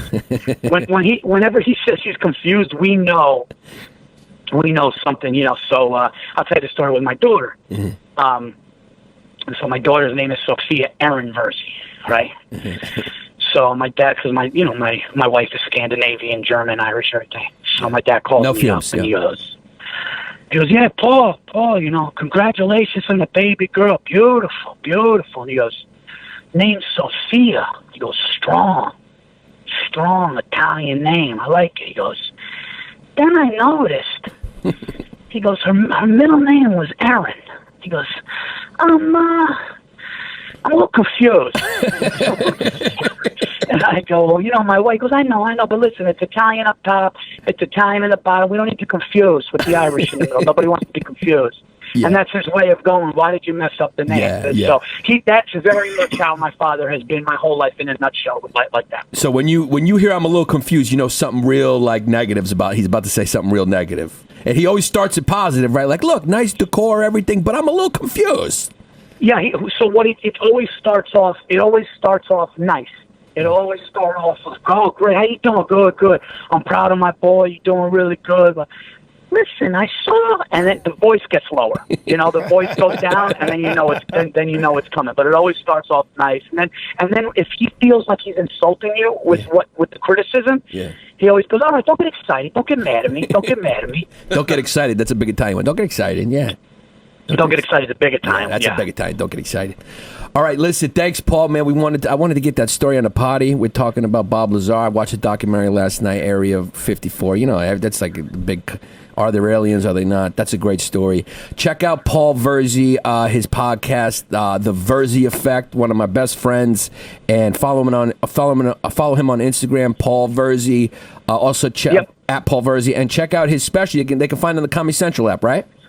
You can find the special is streaming on the Comedy Central app. It's called I'll Say This. It broke all of their online views when we debuted. It's doing really well. And this weekend I will be at Laugh Boston. Nice. In Boston, Massachusetts from the 27th to the 29th this Thursday through Saturday. Thanks for having me, Yanni. Of course. I'll speak to you soon. Take care, Paul. Later. Go see fucking Paul at fucking Laugh Boston if you're a non-toot and you're listening to this. ICE has been getting the fucking EPs up early. Yeah. So that's what it is. Laptop's paying off. So this is what it is. This guy, Bob Lazar, he's like the... Go ahead, what were you going to say? Oh, I'll bring it up at the end. There's one thing we got to bring up that we never got back to. Go ahead. Now I'm curious. the end. Why? That'd be funny if he just came out of the closet. He was like, listen. Let's take off a mask. Yeah, your career would take off. Fucking Mexican gay guy. I wish I was trans. Wow. We never said what the deal with Angelo was. What do you mean? We started a story about Angelo, about him being in poor health, and we never got to the end of it. Oh yeah, we got sidetracked. Yeah, we've been all over the place. We had a good time in Miami. Oh yeah, but on the way back, we just this is what ended up happening. On the way back, we were flying standby, and It was pouring rain. 2 canceled flights. Yeah. 3, 4, 5. Yeah, and Angelo warned us. He said, I spoke to this girl. She said, flying standby from Miami on the way back is not really a good idea. And boy, did we find out that was correct. We ended up having to get a hotel room at one of those hotels by the... Who stares at... All you see at hotels by airports is like... flight attendants and prostitutes. That's all I saw in the lobby of the fucking Hilton by the Miami-Dade Airport, or whatever it's called, Miami International Airport. I mean, you see so many prostitutes. I went down to fucking eat at the bar. I came back. All you see is prostitutes and flip-flops. And they always wear comfortable shoes because they walk around in the flip-flops and they get right to the door and they throw the heels on from the purse. Hilarious. But you could just tell they're prostitutes. And that's it. And it always smells a little bit like a strip club in the elevator in those because of all those lotions that they wear. You know what I mean? That stripper lotion that they have. So we stayed at one of those airports. It smells like it's pink, right? The lotion smells like it's pink. Smells like it's pink. Idea. Yeah. And there's like glitter. There's always glitter on the buttons because they always got glitter on. And they have attitude. They do. They're not nice. Well, why would they be? They're going to fuck some old guy, you know? Prostitutes are not nice. They're not nice. You'll be like, yo, you being a little rude. Chip her out. Don't ruin my mood just because you got to go fucking old guy for a couple $100. Oh, yeah. $100. It was all toot. So we stayed at it. We ended up having to we just gave up. We were at the airport, like 6 hours. So Angelo was he had some health issues. And it's my fault. We walked about 9 miles that day in an airport. Airports are small. I mean, are not small. So when you're flying standby, it's They're not like gate 5. Yeah, and then they give you another gate, and it's like at the other end of the airport, and you have to run back and forth from all. So it was actually like the worst thing I could have done to Angelo, is what I did. We kind of left let Angelo just rest though. Every now and then we would just leave him at a gate just to get our shit together, and then we would just see him resting on the floor like a sloth that fell from a tree. Right? Like an injured sloth. And we would throw him like Sour Patches. Like that. There you go. Get your energy up. Yeah. It was like... But he was in good spirits, man. He was in good spirits. Because he's not feeling well. And shit, that would have been me. Yeah. And I knew you fucked up like that. You would have been pissed. Yeah. Yeah, Angelo's such a good guy. He's so positive. We had some fucking... You know what it feels hard like? Hard laughs, man. You want to get on that plane so bad when you're flying standby and you keep running from gate to gate. It gets even worse. And as the day's going on, you're like, am I going to get trapped in Miami? And so you want to get on so bad, and you start to hear all the names, and you see your name low on the list. It's almost, I guess I started to feel what it must have felt like to be like one of the people in the lower class cabins of the Titanic. As all those upper class people were getting on those little fucking boats and getting out, we're like, yo, am I going to die here in Miami? So that's what it felt like, because people are just leaving. 10 people on the flight, so you're like number 76. I'm about to hit some football numbers out this bitch. Fuck. The false hope, too. You start to get delusional with the hope, because you see, we were seeing our name at like 70, but we were all going, let's just stick around. Let's see. Yeah, maybe these people are not here. Yeah, maybe they're not here. Like 70 people aren't here. You're not getting on this fucking flight. So at the end, we just gave up. Sergio got on because he's a level 1. His wife's a flight attendant, so he got on. Level 3s, me and Angela were assed out. Yeah. So we ended up fucking staying at the hotel close to the airport, and we left the next day. So, and I just, as soon as I got off in JFK, I just texted Angela like, "You good, Pa?" And I just left because I wanted to get home. And I was just so physically exhausted. I was sitting and I had a middle seat. The dude next to me was like as big as Tony Robbins. Yeah. And then the lady next to me smelled like fucking onion rings, you know what I'm saying? But it wasn't exactly onion rings. It was just like kind of like that scent. Yeah. And I was like, yee. And just chilling and it was tough. Yeah, but we had a good time in Miami. Miami's a type of town that you really got to you really have to just, you got to just go home. You got to go home. Yeah. And that's what we did every night, and that's what you got to do when you go to Miami. You just go home, because Miami is a city that fucking parties. And Serge used to love Blizzy. And you know what there's plenty of in Miami?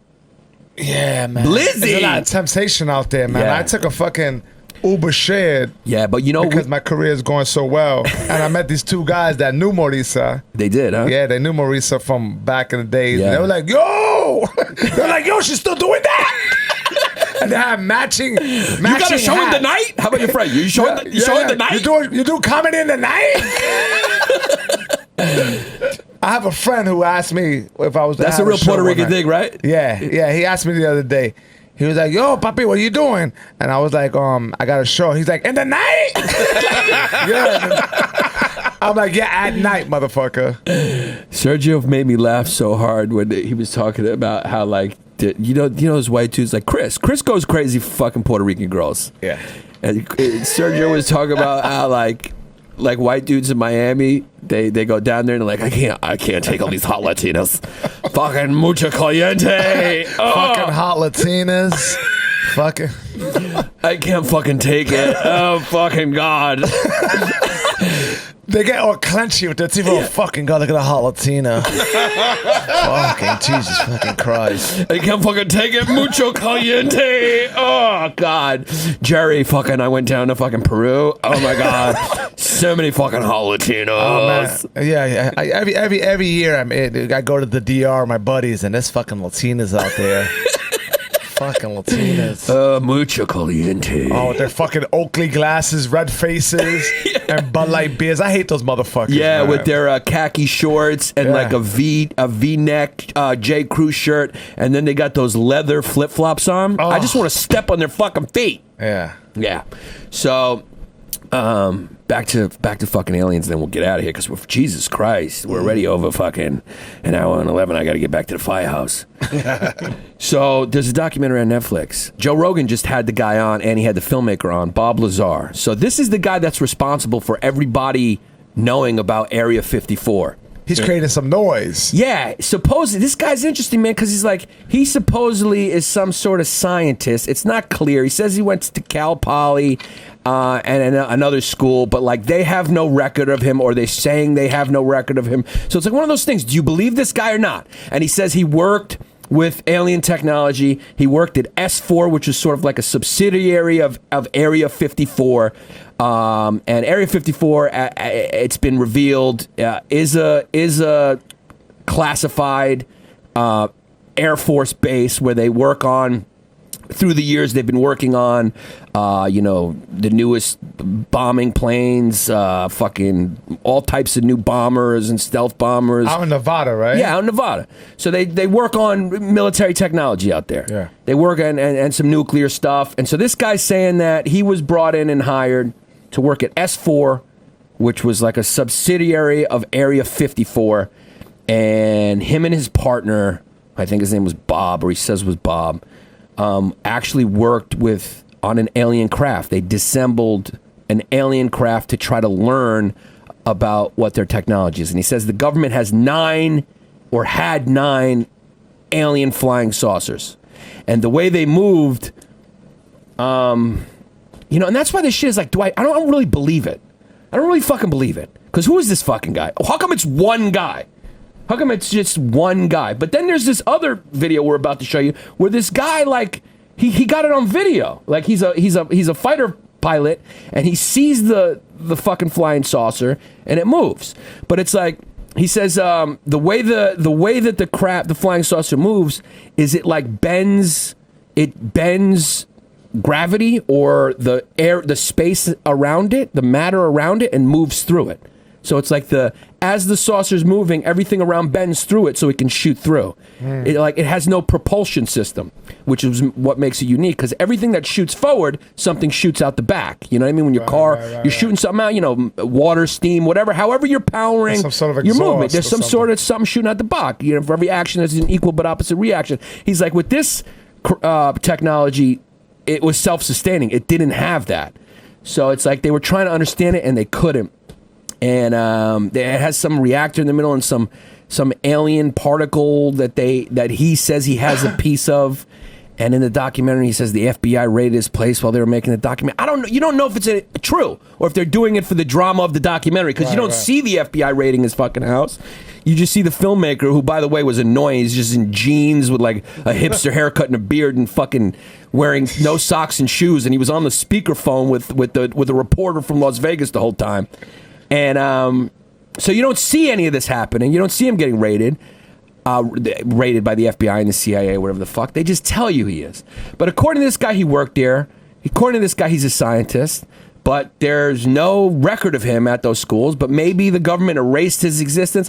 But how come somebody else wouldn't come forward? You know what I mean? Like, how can you have so many people work on something and like nothing gets out? You know? Yeah. But anyway, that's what he's claiming. So he came forward first anonymously in an interview years ago in the 80s, and then he started to come forward and show his face, according to him, because it was like his insurance policies to let himself be known. So like if anything happened to him, people would know that it was probably the government that did it, because he said he was getting a lot of threats. Somebody shot out his tires on his car. I mean, shit like that. I mean, he did put like some crazy engine in his car, and when he was living in Los Alamos, where he originally worked before he went to Nevada, and he wasn't like the front page of the paper there, and he doesn't know how to build engines and all that shit and do science stuff, and he owns a science supply company or something like that. But he's sort of like an interesting guy. I mean, nobody knows if what he's saying is true. And then the other side, you're going like, why would he make that up? You know, maybe to become famous. You always think about that. As a New Yorker, we always go like, what's his motivation? Right. That's what I always go. It's like, what's this guy's motivation? So I don't know. But here's another dude. Like, do aliens exist? Do they not exist? Here's another dude. Check this dude out. This was a Top Gun pilot who chased a UFO in an FA-18, which is a type of fucking jet fighter. This is mine. This is what we typically flew at night. You can see these little brackets here. November 14th, 2004. It's a clear blue sky. There's no wind. Pause it for a second. You ever notice these pilot guys are always people who like dreamt about being pilots from when they were little. Nobody goes like, you know, I turned 21 and then I figured I want to fly. You always meet them. They're always like these nerds who are like, since when they're little, they're going like,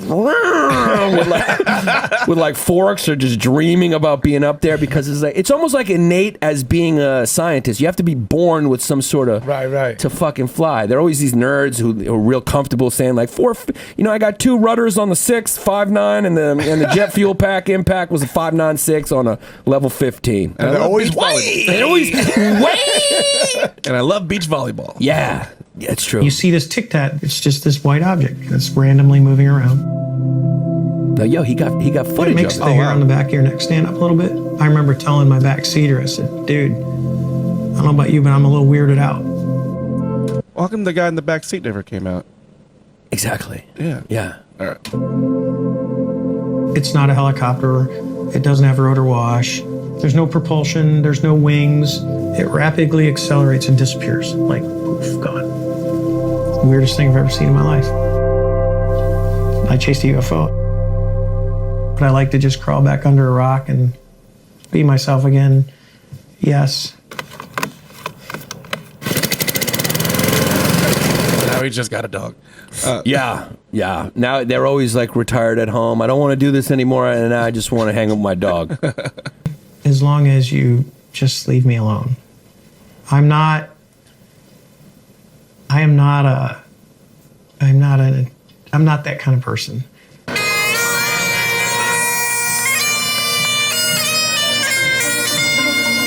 The Roswell Festival. Yeah. We've experienced some things ourselves. I've seen 3 UFOs in my life. That's Paul Virzi. I've seen many. I've seen orbs. Okay. Yeah, that proves Sergio's point. Yeah, they all look like a seamstress that work at prisons that will help you escape.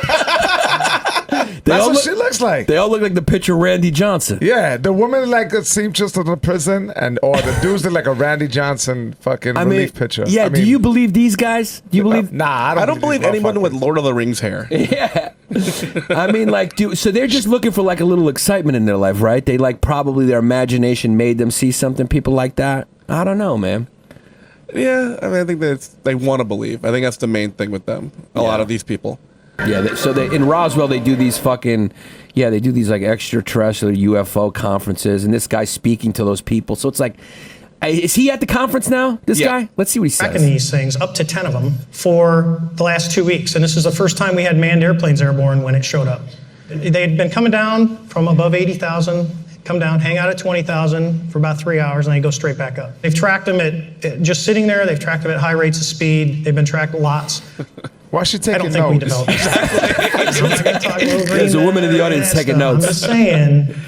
No, she's mad There's there's a no lot out there translation. that Pause it for a No. sec. That guy on the left is the director of the documentary on Netflix. Okay. Yeah, I mean, he was just like, he had no socks and shoes on the whole fucking documentary. I wanted He's to fucking hip. Yeah, I want to step on his feet. This is all white people. Yeah. That is hilarious. Yeah, how come it's always white people interested in UFOs? Serge, Puerto Ricans are not interested in UFOs, are they? No, but we believe in chupacabras. Yo, what is chupacabra? It's like a fucking. It looks like a. I've only seen a drawing of it. I don't know if it doesn't Yeah. really exist. It's like but a- like a little vampire Monster thing. monster thing. Yeah. Do Mexicans believe in that too? Yeah. Yeah. So it's like a Well, there's Latin American. chupacabras in Mexico too, right? I mean, he said me Mexico. If they're anywhere, yeah. Yo, you tried to act like you speak Spanish. Yo, you speak like that in Mexico? You see them over there on the ranch? Yo hablo español. My name's Sergio Chicon. Yo, you speak no Spanish. Man, why? Yeah. All right, let's see what he says. Maybe there's some other stuff out there. So. I mean, He really had nothing to say. this is one thing. Right? You know how everyone always talks about it really freaks you out. It's really scary. And then you see these women walking around with alien fucking ears on their head. Yeah. They got those little Marsha Brady things with the fucking extensions on top of them. And they dress up, they put on alien heads. Zach, you think there's UFOs? You believe in aliens? Yeah, I think there's some out there. I think definitely people are trying to get some clout off of it, but I think they're somewhere out there. There's got to be life. If you There's just, definitely some sort of other life form. We're arrogant to not think that beyond this planet, there's nothing else. yeah, You know? when you consider how they've discovered how vast the universe is. I mean, just mathematically, it's gotta be possible. But do you think they've come? This is my question. Like, if you got the technology to come, first of all, how did they have 9 craft? Where they crash? I mean, how did they get those? Yeah. How did they get the flying saucers? They're out of gas. Like, yeah, what did the aliens stop at a fucking rest stop and they got pulled over by police and then they took... Those Italians got up to them. Yeah, the Italians fucking get them out of my neighborhood. But like, how do they have the flying saucers? How did they get the flying saucers? Yeah. Did the aliens get out of them and then they killed the aliens? Like, if you have the technology to get here and move that fast, what kind of human flying craft is, or artillery is going to take you down? You tell me they have the technology to travel hundreds of thousands of light years or whatever it is at the speed of faster than light, sound, whatever the fuck that is. Because even if something is like 400 light years away, you have to travel at the speed of light for 400 years. So what being lives 400 years? Yeah. That's why I'm always like, I don't think we're going to explore space because we only live, unless we figure out a way, you're going to have multiple generations on a spacecraft to get anywhere. 400 years. To get 400 light years, that's not even that far in the universe, 400 light years. A lot of shit's like hundreds of thousands of light years away. So how the fuck are you going to travel? Even if you can travel the speed of light or whatever, you know, it takes you 400,000 years. I mean, you'd have to have, that's longer than humans have been on the fucking planet, 400,000 years. So it's like, so if the aliens have gotten here, they had to have figured out a way to hack that. They had wormholes or something. Yeah, they've had to figure out a way to go around to hack that, and that's what this guy Bob Lazar kind of claims, is that somehow the space and time bends around the ship and pushes it forward, or like it moves it moves shit out of the way to move it. But like, how did they get the flying saucers? What are the aliens doing coming? And if they have the technology to come here and just get seen by a couple people that look like Randy Johnson, or get taken down. Why is this such a fucking secret? Why don't they just take over the planet? Why don't they just fucking take over the planet? What are they coming here for? Just to check it out and then leave? I mean, what the fuck are they doing? We also see so much fucked up shit in this world. We see child soldiers, a bunch of crazy shit. But, you know, like, why the fuck is that a secret? Like, you know, Yeah, exactly. Why would the government keep? What's that going to do? I don't understand. Does it driving by and going, shit, Decepticons? They took off. That's actually a great point. I never Why really is ever this thought about. Yeah, we see so many other fucked up shit. We see rape, murder at levels that are deplorable. Yeah. You know, like really sick shit. Child soldiers, one thing that always sticks with me, like these kids in the Congo, they fed like gunpowder, they watch Rambo movies. That's what they study. Yeah. And then the Congo blowing fucking, people's heads off. That shit is wild. But that's a secret, a fucking spacecraft that, yeah. Why would they think there's that other people shit that goes up this world. Yeah, That's why a would, lot more. Yeah, that's a good. I never even thought of that. It's a secret. Like, why would they keep it a secret? Do they think people can't handle it? Like, he's making a great point, but people can handle child soldiers, rape, murder, serial killers, and they tell us about that shit. Yeah. Well, I mean, they don't really tell us about that shit either, honestly. I mean, it happens every day. We don't really hear about it in the news. You got to seek that out. No, the news has no problem telling us about serial killers. They that's glorify. I mean, like child soldiers and shit. But you're right. We hear serial about that killers. shit. No, Yeah. I mean, they don't hide. I mean, like, they don't actively try to suppress it. Yeah. Maybe it's like, you ever seen one of those movies where it's like someone's in charge, but then you find out that they're just kind of the puppet, and then there's someone secretly in charge? Maybe they're just secretly in charge. What do you mean? Like, maybe, I don't know, this is some weird shit, but they just tell the governments what to do, and I don't know, maybe that's why they're What, the aliens? Yeah, kind of like they're secretly running shit in the, puppets stuff. I feel like that's the. Like they live. I feel like that's the weed cipher explanation. He's What like, it is, yo, man. check it. Yo, We're all just thoughts of the dream. somebody's in charge, but he's not really in charge. He got a secretive guy in charge. You know what I mean? Yeah, man. So Area 54, I always call it Area 54 because I confuse it with Studio 54. It's Area 51, It's right? Area 51. So I'm trying to do his research on Area 54 and nothing comes out but a fucking club near a tunnel With a lot of blizzy. with Mad Molly and Blizzy and glow sticks all over the floor. Yeah, Area 54 is a base with all the cocaine. So Area 51, it has some lake that's like dried out there called like Groom Lake that you can see from. Can you just see it now on Google Maps? Yo, can you try right now in the podcast? Then we'll get out of here. Can you try to just see it on Google Maps? That'd be funny. Mops. Can we go to Google Maps and see if we can pull up Area 54 and look at that shit? Or how does that work? Area 51. I keep saying 54. Yeah, comes up right here. Studio 54. So the facility, it's also been referred to as Paradise Ranch, Dreamland. Those were the nicknames for it because it's out in the middle of the desert, and people have to live and work there or whatever. But it is a real facility. It is the airspace around it is restricted airspace. It's called Restricted Area 4808 or whatever. And it didn't come out that it was actually a till like the 2000s, right? Or I don't remember, but they've worked on all types of shit there. And actually the primary purpose for it is still kind of is unknown.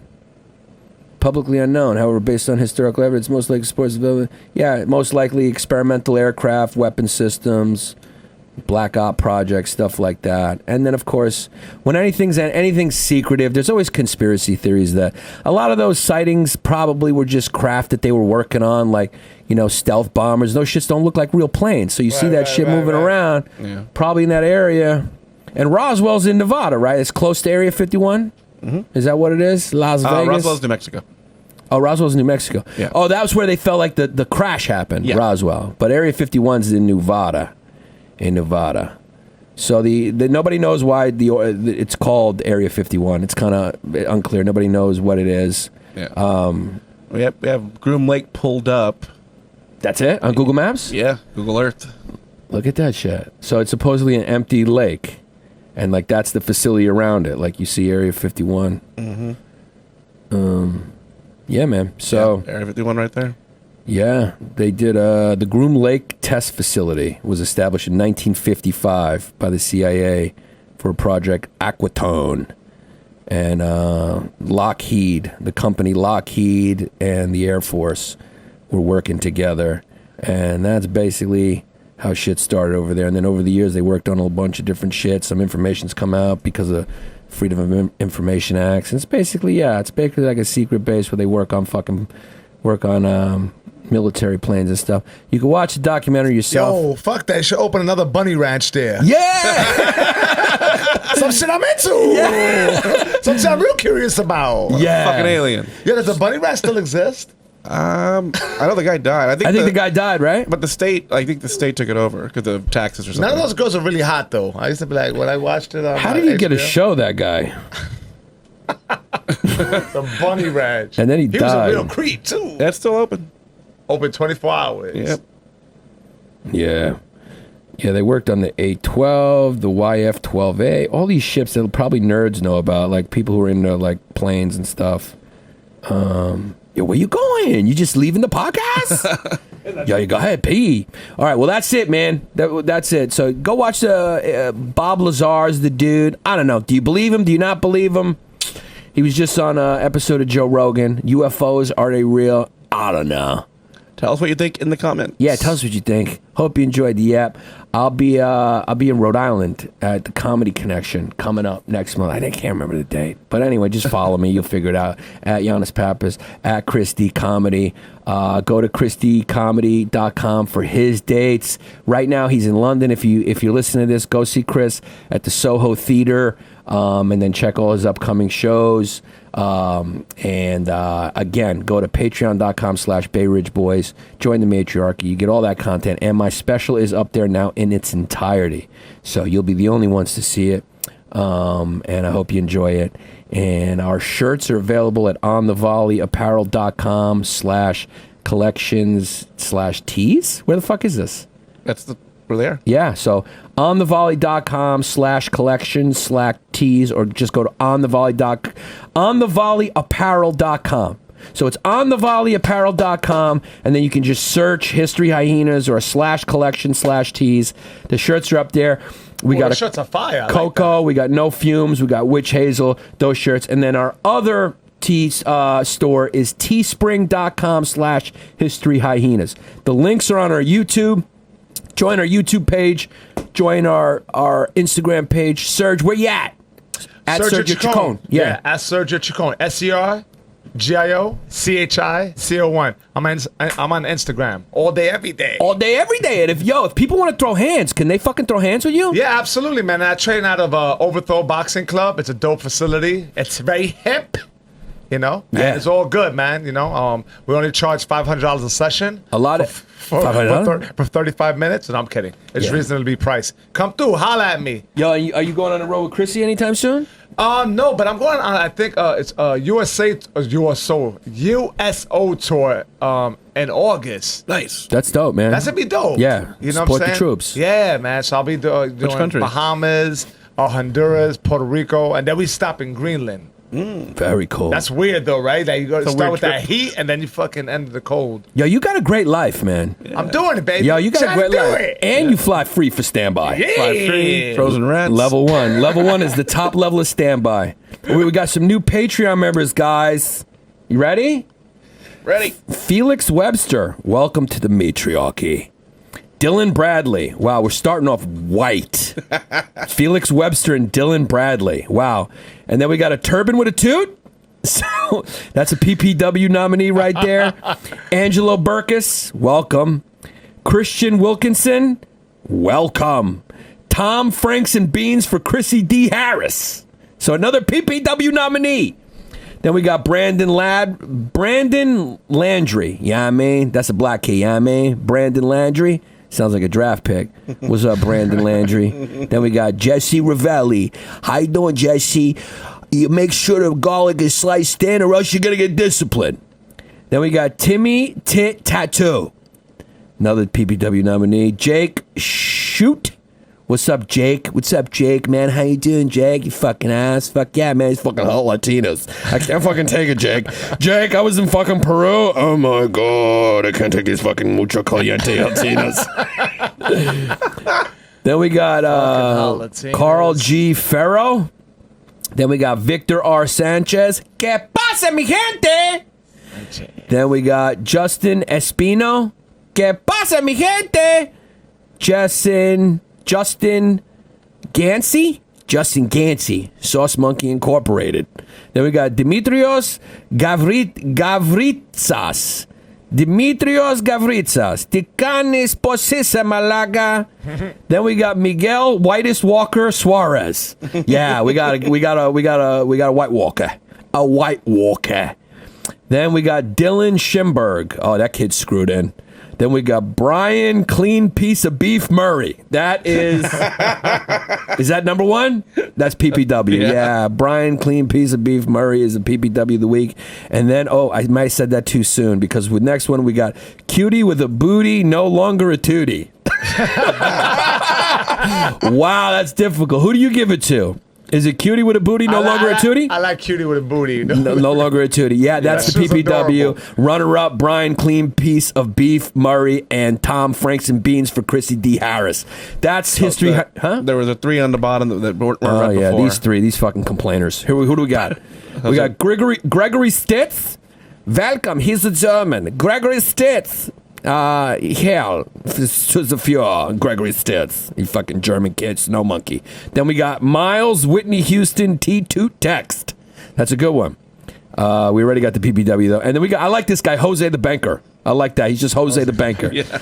So thank you guys. Thank you. A lot of Latinos. We got a lot of Latinos. We got a lot of everything. We got a lot of everything. Yeah. Yo, we got a diverse following. We got black kids. We got Spanish kids. We got Eastern Hemis. Asians, and of course we get weed.